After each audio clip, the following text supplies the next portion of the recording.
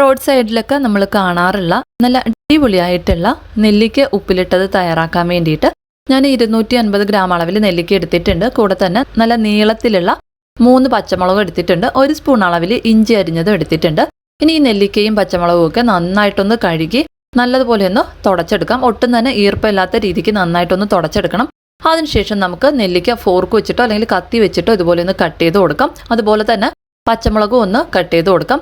ഇനി നമ്മൾ കട്ട് ചെയ്തെടുത്തിട്ടുള്ള നെല്ലിക്കയും പച്ചമുളകും ഇഞ്ചിയും എല്ലാം തന്നെ നമുക്ക് ഏത് കുപ്പിയിലാണോ ഉപ്പിലിട്ട് വെക്കേണ്ടത് ആ കുപ്പിയിലോട്ടൊന്ന് ഇട്ട് കൊടുക്കാം.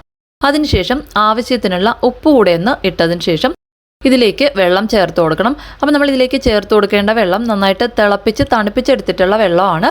വെള്ളം നെല്ലിക്ക മുങ്ങി നിൽക്കാൻ പാകത്തിനൊന്ന് ചേർത്ത് കൊടുത്തതിന് ശേഷം ഇതിൻ്റെ കൂടെ തന്നെ 1/4 കപ്പ് അളവിൽ വിനാഗിരി കൂടെ ഒന്ന് ചേർത്ത് നന്നായിട്ടൊന്ന് മിക്സ് ചെയ്തെടുക്കാം. അതിനുശേഷം നമുക്കൊന്ന് അടച്ച് വെച്ച് ഒരു 2 ദിവസം കഴിഞ്ഞ് എടുത്തു കഴിഞ്ഞാൽ നല്ല അടിപൊളിയായിട്ടുള്ള നെല്ലിക്ക ഉപ്പിലിട്ടത് റെഡിയായി കഴിയും. അപ്പോൾ എന്തായാലും ഒന്ന് ട്രൈ ചെയ്ത് നോക്കുക. വീഡിയോ ഇഷ്ടപ്പെടുകയാണെങ്കിൽ ലൈക്ക് ചെയ്യാനും ഷെയർ ചെയ്യാനും മറക്കല്ലേ.